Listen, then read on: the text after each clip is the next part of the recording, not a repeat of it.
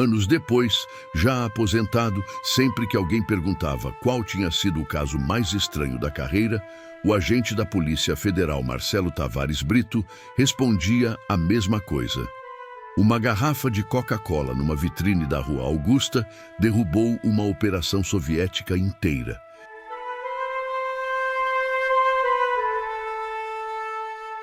Em 1977, ninguém teria acreditado se ele contasse aquilo, nem ele mesmo.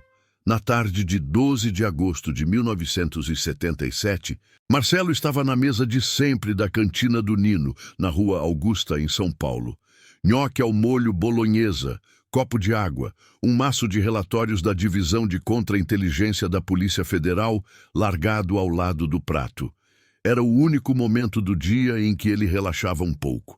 Pela janela, via a esquina de sempre. Carros passando, gente apressada e a pequena livraria Livros do Mundo do outro lado da rua.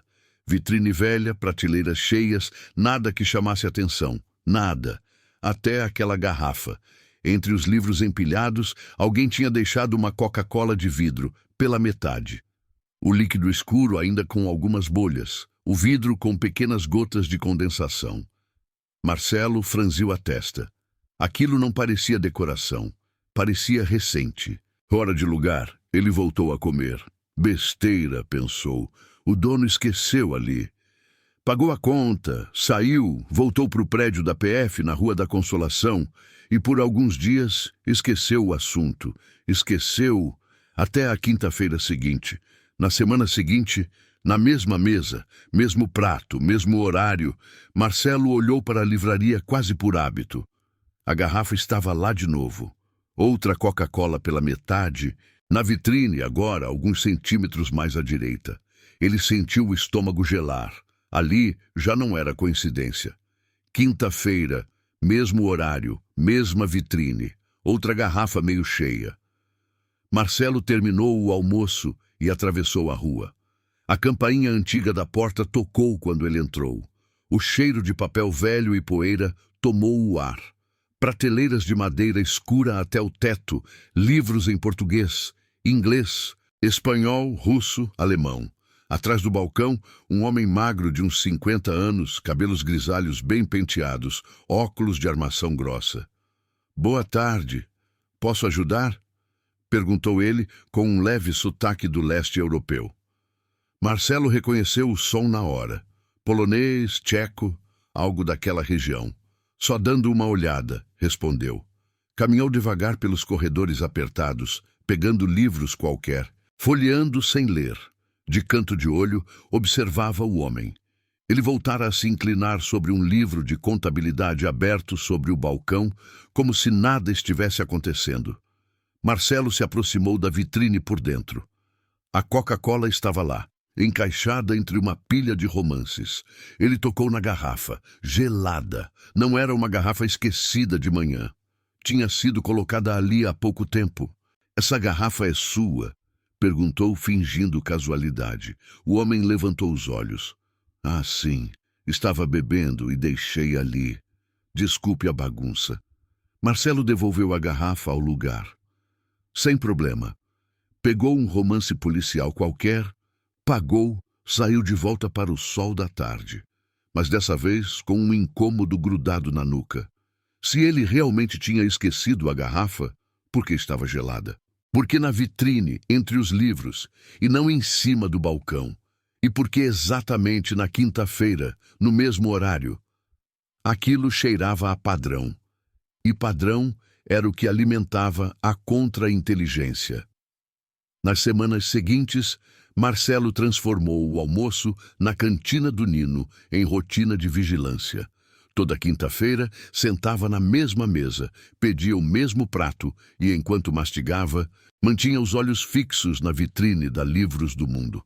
O padrão ficou claro rápido. Toda quinta, entre 5 e 6 da tarde, uma garrafa de Coca-Cola aparecia na vitrine, sempre pela metade. Mas a posição mudava, às vezes à esquerda, às vezes ao centro, às vezes à direita. Na sexta de manhã, quando Marcelo passava a pé, indo para o trabalho, a garrafa sempre tinha desaparecido.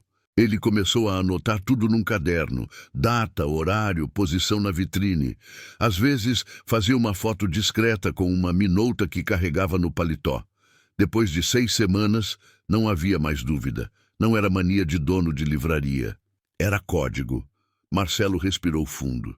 Se isso for o que eu estou pensando, não é coisa pequena. Ele trabalhava desde 1972 na divisão de contra-inteligência, focado principalmente em estrangeiros do bloco soviético. Já tinha visto de tudo: diplomata que não era diplomata, professor de intercâmbio que passava mais tempo tirando fotos de portos do que na sala de aula, empresas de fachada que só serviam para trocar envelopes.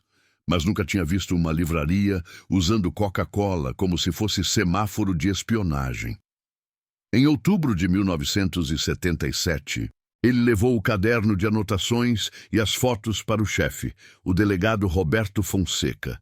Fonseca era um homem de 50 e poucos anos, olhar cansado de quem já tinha visto muita coisa que nunca sairia dos arquivos. Acendeu um cigarro, folheou as fotos, leu as anotações em silêncio. Você checou quem é esse livreiro? Informalmente só. Tem sotaque, alguma coisa do leste europeu. O registro da loja está como Livros do Mundo. Preciso puxar os dados oficiais. Puxe, mas calmo. Fonseca respondeu soltando fumaça. Se for só um polonês saudoso da Coca-Cola, não vamos arrumar incidente à toa. Mas se for o que eu acho, a gente pisa com cuidado. Marcelo passou os dias seguintes mergulhado em papelada. Registro comercial, Livros do Mundo Lida, aberta em 1971. Responsável legal, Henryk Kowalski, polonês naturalizado brasileiro em 1969, morando em Pinheiros. Nenhuma passagem pela polícia, nenhum processo em aberto. Registro de imigração. Henryk chegou ao Brasil em 1967, vindo da Polônia via Lisboa. Declarou-se refugiado político, fugindo do regime comunista. Trabalhou como tradutor, depois abriu a livraria. No papel, era a história perfeita demais. Exato tipo de biografia que a contra-inteligência aprendeu a desconfiar. Refugiado do leste europeu, falando várias línguas, dono de negócio discreto, sempre lidando com informação. Marcelo pediu vigilância discreta sobre Henryk. Em 2 semanas, os relatórios começaram a chegar. Rotina quase monástica. Abria a livraria às 9, fechava às 7, almoçava sempre no mesmo restaurante polonês no Bexiga, voltava para o apartamento em Pinheiros por volta das 8. Nada de bares, nada de festas, nada de amigos visíveis. Não era o tipo de vida que chamava a atenção. E isso, para Marcelo, era exatamente o problema. Mas um detalhe surgiu nos relatórios e fez todas as peças começarem a se encaixar. Toda quinta-feira, entre 6 e 6:30 da tarde, exatamente no dia da garrafa, um homem aparecia na livraria. Entrava, ficava cerca de 10 minutos, comprava um livro, pagava em dinheiro e ia embora. Sempre o mesmo homem. Os agentes conseguiram boas fotos do visitante. 40 e poucos anos, brasileiro, cabelo escuro curto, terno simples, cara de funcionário público qualquer. Nada no visual dizia espião. Marcelo espalhou as fotos na mesa de Fonseca. É o mesmo sujeito em todas as quintas. Entra, compra um livro, fala pouco, paga em dinheiro e some. Não volta em nenhum outro dia. Precisamos de nome, Fonseca respondeu. E ontem? Na quinta seguinte, a equipe de vigilância seguiu o homem quando ele saiu da livraria. Ele caminhou 3 quarteirões, entrou num Fusca azul, dirigiu até um prédio na Vila Madalena. Placa checada, documento puxado. Fernando Lacerda Silva, brasileiro, 38 anos. Profissão, engenheiro químico da Petrobras, lotado na refinaria de Cubatão.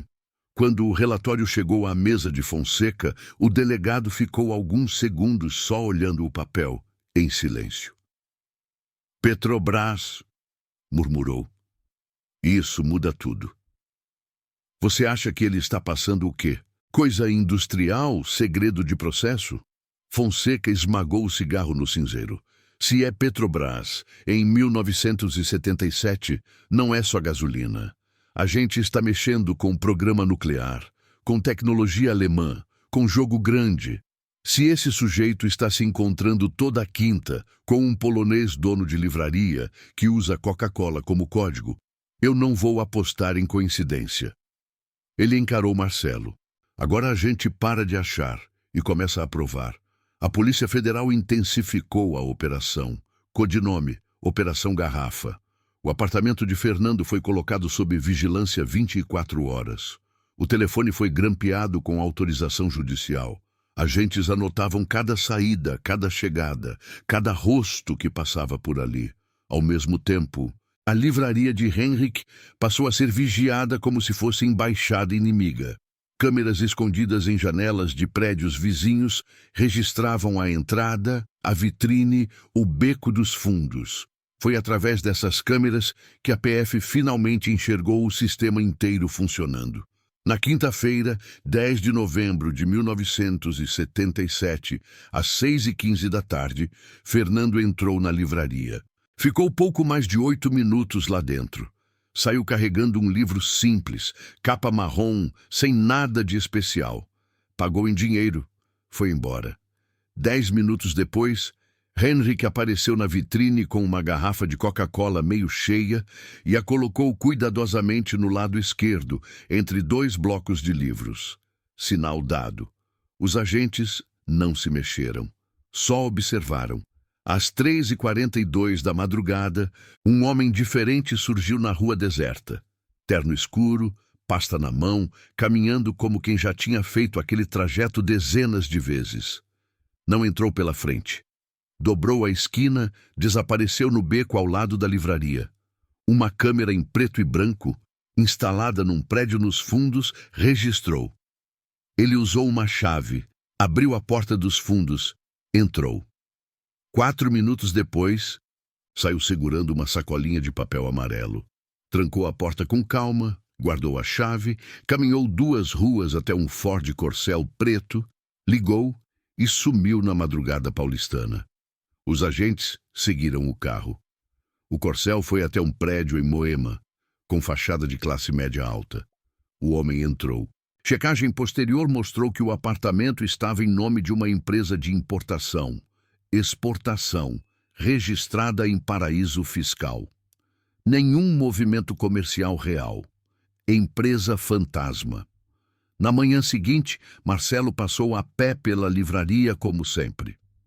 A Coca-Cola não estava mais na vitrine. O ciclo estava claro. Fernando entregava o material. Henrique recebia e sinalizava com a garrafa.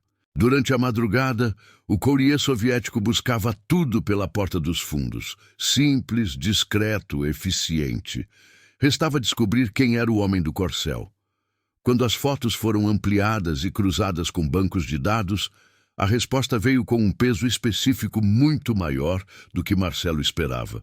O nome verdadeiro não importava tanto quanto o cargo. Viktor Petrov, cidadão soviético. Adido cultural da embaixada da URSS em Brasília.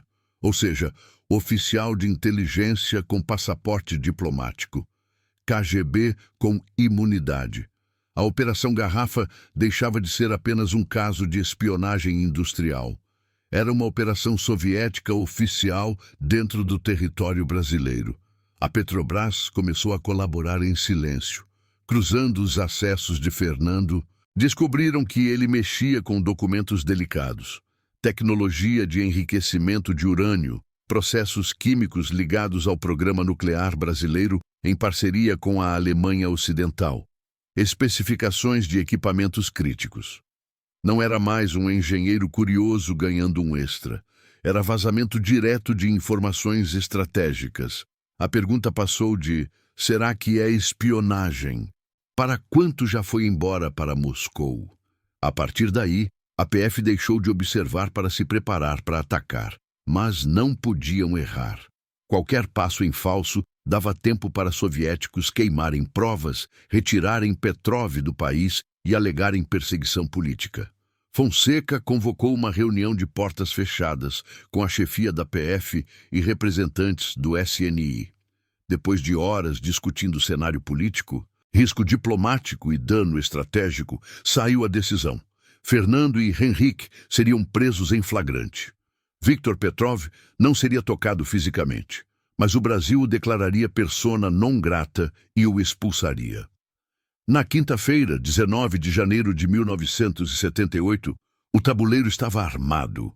Às 6h10 da tarde, Fernando estacionou o Fusca azul na mesma rua de sempre. Entrou na Livros do Mundo. Ficou cerca de 10 minutos lá dentro. Quando saiu e abriu a porta do carro, 4 homens surgiram ao redor, tão rápido que pareceram brotar do asfalto.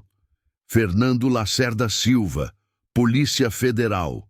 Você está preso por crime contra a segurança nacional. Ele congelou. Nem tentou correr. As mãos tremeram quando recebeu as algemas frias nos pulsos. Ao mesmo tempo, outra equipe da PF atravessava a porta da livraria. Henrique estava atrás do balcão, ajeitando alguns livros. Quando viu os distintivos, entendeu tudo. Virou-se instintivamente para o corredor dos fundos. Talvez pensando na porta do beco, talvez numa gaveta onde tivesse algo que não podia ser encontrado. Não chegou a dar 3 passos. Foi imobilizado no chão. Enquanto ele era algemado, agentes já reviravam o lugar. Atrás de uma estante aparentemente comum, encontraram um compartimento falso. Equipamento de microfilmagem profissional, rolos de filme já expostos, maços de dólares americanos, documentos em russo com instruções técnicas. Um manual completo de como operar uma estação de coleta clandestina. Não era livraria inocente, era posto avançado da inteligência soviética. Fernando foi levado para a sede da PF. Henrique, para a sala diferente, outra equipe, outro interrogatório. Os dois foram colocados em mundos separados, sem contato, sem chance de combinarem versões. Nos primeiros dias, Fernando tentou negar.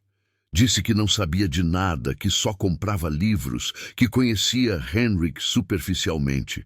Mas a parede de provas foi se levantando na frente dele. Fotos entrando toda quinta, registros bancários com depósitos inexplicáveis e principalmente os microfilmes com documentos que só alguém na posição dele poderia ter fotografado. Depois de 3 dias, sob pressão psicológica, ele quebrou. Confessou que tinha sido abordado 2 anos antes, em 1975, por um homem bem vestido, educado, num bar em Santos, durante uma conferência técnica. O sujeito se apresentou como representante de uma empresa petroquímica estrangeira, oferecendo consultoria bem paga para ajudar a entender processos brasileiros. Fernando tinha dívidas de jogo. Precisava de dinheiro. No começo, passou documentos não sigilosos, coisas que poderiam ser achadas em relatórios públicos. Depois, começaram a pedir detalhes mais específicos. Quando percebeu o tamanho do buraco, já estava enterrado até o pescoço. Foi nesse ponto que o representante o apresentou a Henrique. A partir daí, tudo passou a ser pela livraria. Fernando fotografava documentos em casa, no banheiro transformado em laboratório improvisado, escondia os filmes em livros, entregava a Henrique nas quintas-feiras. Sempre livros aparentemente banais, sempre pagos em dinheiro. Ele insistia em uma coisa. Eu nunca imaginei que fosse espionagem soviética. Achei que era briga de empresas, espionagem industrial. Os interrogadores não acreditavam. A periodicidade, o nível técnico dos pedidos, o fato de tudo ser repassado a um polonês com passado nebuloso e conexão direta com um adido cultural soviético, tudo gritava KGB. Henrique, por sua vez, era outro tipo de interrogatório. Ele não negou que recebia material de Fernando. Não negou que usava a garrafa de Coca-Cola como sinal. Ao contrário, parecia quase orgulhoso do sistema. Coca-Cola é objeto perfeito, explicou, num português carregado de sotaque. Ninguém desconfia. Garrafa na esquerda significa material técnico. No centro, material urgente. Na direita, aguardar instruções. Simples, bonito. E funcionou durante anos. Ele não entregou quem o recrutou, não deu detalhes de outros agentes. Afirmou que, naquela operação específica, Fernando era o único brasileiro sob sua responsabilidade. Um bom ponto morto não precisa de muitos clientes, comentou seco. Enquanto isso, Viktor Petrov já tinha recebido o alerta. Na mesma noite em que Fernando e Henryk foram presos, o telefone tocou discretamente na embaixada soviética em Brasília.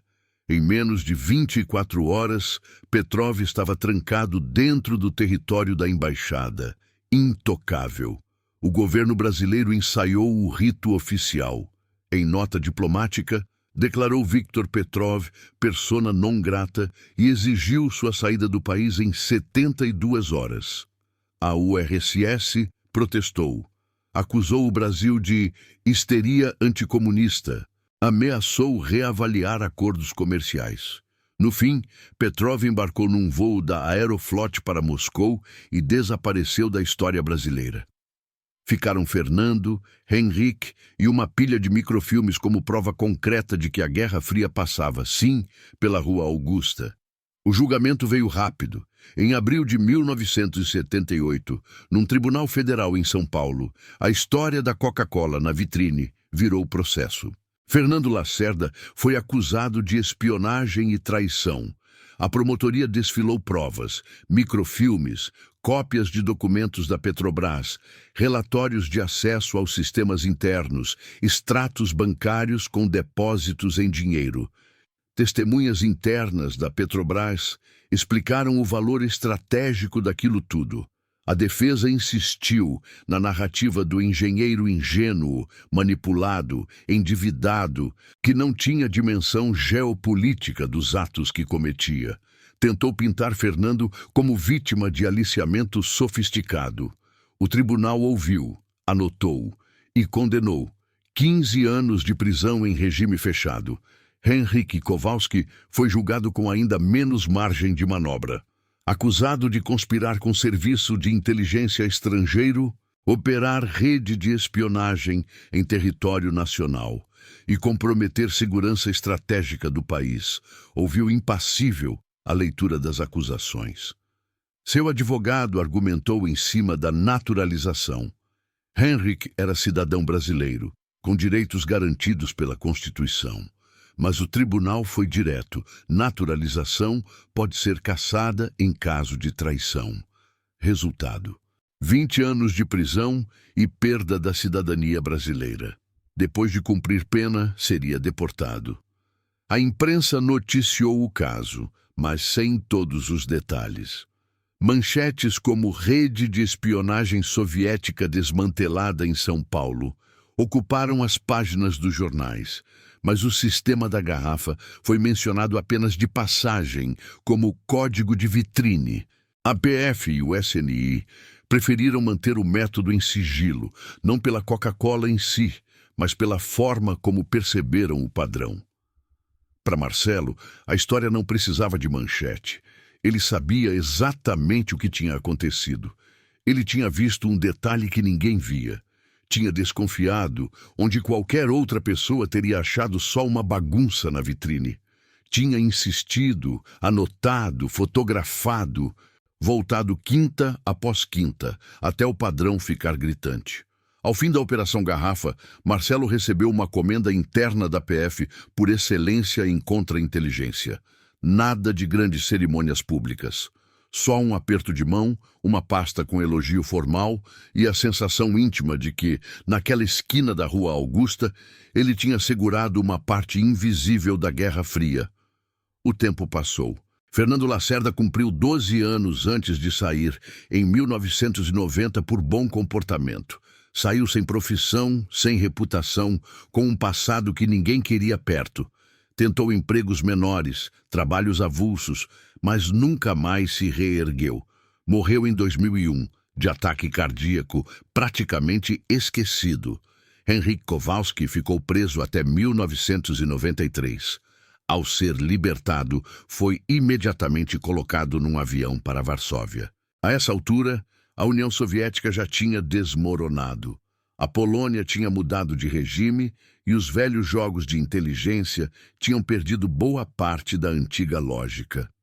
Ninguém sabe ao certo o que aconteceu com ele depois do desembarque. A livraria Livros do Mundo fechou. O ponto virou outra coisa, depois outra, depois outra. Em pouco tempo, ninguém mais associava aquele endereço a microfilmes, a KGB ou a uma garrafa de Coca-Cola como código de coleta. A cantina do Nino resistiu até 1998. Quando Nino se aposentou, o restaurante virou japonês, depois pizzaria, depois escritório de advocacia. A mesa de Marcelo perdeu o significado para todo mundo, menos para ele.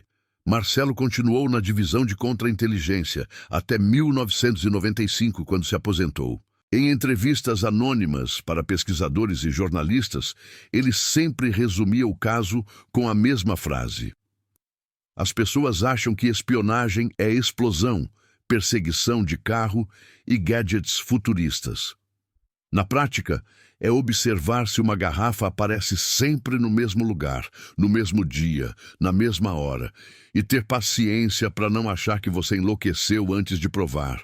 Anos depois, com a abertura parcial de arquivos e o interesse em histórias da Guerra Fria na América Latina, a Operação Garrafa passou a ser citada em cursos, palestras e documentários de nicho. A foto mais usada é a da vitrine. Livros empilhados, reflexo da rua, e uma garrafa de Coca-Cola pela metade, aparentemente esquecida. Para quem não sabe, é só lixo visual. Para quem conhece, é a assinatura de uma operação clandestina que funcionou por anos sob o nariz de todo mundo. Quando Marcelo morreu, em 2018, aos 75 anos, o obituário do jornal mencionou apenas longa carreira na Polícia Federal e dedicação ao serviço público. Nada de soviéticos, nada de microfilmes, nada de Coca-Cola. Mas no velório, alguns ex-colegas se aproximaram do caixão em silêncio. Depois, num canto afastado, alguém abriu uma garrafa de Coca-Cola, serviu em copos de plástico e ergueu um brinde meio irônico, meio emocionado. Ao cara que desconfiou da garrafa. Porque, no fim, a história toda se resume a isso. No meio da bagunça de uma cidade enorme, num país cheio de problemas, um agente sentou para almoçar, viu algo que não fazia sentido e, ao invés de ignorar, decidiu prestar atenção. E foi assim que uma garrafa de Coca-Cola, numa vitrine da Rua Augusta, ajudou o Brasil a desmontar uma operação soviética de espionagem em plena Guerra Fria. Obrigado por acompanhar essa história até o fim. Se esse mergulho pela Guerra Fria brasileira te prendeu até aqui, se inscreve no canal, deixa seu comentário e compartilha esse vídeo. Isso ajuda demais a trazer mais relatos, arquivos e investigações como esta. Nos vemos no próximo capítulo das histórias da Guerra Fria.